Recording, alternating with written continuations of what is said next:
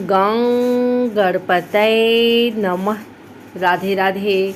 आइए सुनते हैं विनायक चतुर्थी व्रत कथा पूजन विधि। हिंदू धर्म में किसी भी शुभ काम या पूजा पाठ के समय सबसे पहले गणेश जी की पूजा होती है। हिंदू पंचांग की प्रत्येक मास की चतुर्थी को भगवान गणेश का व्रत किया जाता है। ये दिन भगवान गणेश की पूजा के लिए बहुत शुभ होता है। चैत्र मास के शुक्ल पक्ष की चतुर्थी तिथि के दिन विनायक चतुर्थी व्रत रखा जाएगा। मान्यता है विनायक चतुर्थी का व्रत करने से गणपति भगवान की विशेष कृपा मिलती है, जिससे जीवन में सुख समृद्धि आती है। विनायक चतुर्थी की पूजा विधि एवं व्रत कथा आइए सुनते हैं। विनायक चतुर्थी पूजन विधि। ब्रह्म मुहूर्त में उठकर स्नान करें और व्रत का संकल्प लें। एक चौकी पर लाल कपड़ा बिछा दें। भगवान गणेश की प्रतिमा को स्थापित करें। भगवान गणेश के समक्ष धूप, दीप, फल, फूल अर्पित करें। गणेश जी को दुर्वा अति प्रिय होती है। गणपति को दुर्वा अर्पित करें। गणेश जी को लड्डू, मोदक और मिष्ठान का भोग लगाएं। विनायक चतुर्थी की कथा पढ़ें और सुनें। गणेश जी की आरती करें। आइए सुनते हैं विनायक चतुर्थी व्रत कथा। पौराणिक कथा के अनुसार एक समय की बात है जब भगवान शंकर तथा माता पार्वती नर्मदा नदी के किनारे बैठे थे। वहाँ पर माता पार्वती ने भगवान शिव से समय व्यतीत करने के लिए चौपड़ खेलने को कहा। भगवान शिव चौपड़ खेलने के लिए तैयार तो हो गए, लेकिन इस खेल में हार जीत का फैसला करने के लिए कोई नहीं था।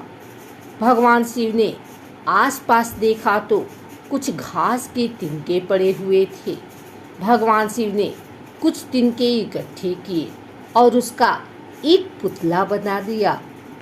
उसकी प्राण प्रतिष्ठा कर दी और पुतली से कहा, बेटा, हम चौपड़ खेलना चाहते हैं, परंतु हमारी हार जीत का फैसला करने वाला कोई नहीं है। इसीलिए तुम ही बताना कि हम दोनों में से कौन हारा और कौन जीता। उसके बाद भगवान शिव और माता पार्वती का चौपड़ खेलना शुरू हो गया। दोनों ने यह खेल 3 बार खेला और संयोग से तीनों बार माता पार्वती जीत गई। खेल समाप्त होने के बाद जब बालक से हार जीत का फैसला करने के लिए कहा गया तो उस बालक ने कहा कि चौपड़ के खेल में भगवान शिव ही जीते हैं। बालक की यह बात सुनकर माँ पार्वती को गुस्सा आया। उन्होंने बालक को अपाहिज रहने के श्राप दे दिया। यह सुनकर बालक को बहुत दुख हुआ। उसने माता पार्वती से माफ़ी मांगी और कहा कि हे माँ पार्वती, मुझसे गलती से अज्ञानतावश ऐसा हुआ है। ये मैंने किसी द्वेष भाव में नहीं किया है। बालक द्वारा क्षमा मांगने पर माता ने कहा, श्राप तो वापस नहीं हो सकता, लेकिन इसका पश्चाताप हो सकता है। तुम ऐसा करना, यहाँ गणेश पूजन के लिए नाग कन्याएं आएंगी। उनके कहे अनुसार तुम गणेश व्रत करो। ऐसा करने से तुम मुझे प्राप्त करोगे। यह कहकर माता पार्वती शिवजी के साथ कैलाश पर्वत पर चली गई। जब उस स्थान पर नाग कन्याएं आईं, तब बालक ने उनसे श्री गणेश के व्रत की विधि पूछी। उस बालक ने 21 दिन तक लगातार गणेश जी का व्रत किया। उसकी यह श्रद्धा से गणेश जी प्रसन्न हो गए। उन्होंने बालक को मनोवांछित फल मांगने के लिए कहा। उस पर उस बालक ने कहा, हे विनायक, मुझ में इतनी शक्ति दीजिए कि मैं अपने पैरों से चलकर अपने माता पिता के साथ कैलाश पर्वत पर जा सकूं। भगवान गणेश बालक को यह वरदान देकर अंतर ध्यान हो गए। इसके बाद वह बालक कैलाश पर्वत पर पहुंच गया और कैलाश पर पहुंचने की अपनी कथा उसने भगवान शिव को सुनाई। चौपड़ वाले दिन से माता पार्वती शिव जी से भी विमुख हो गई थी।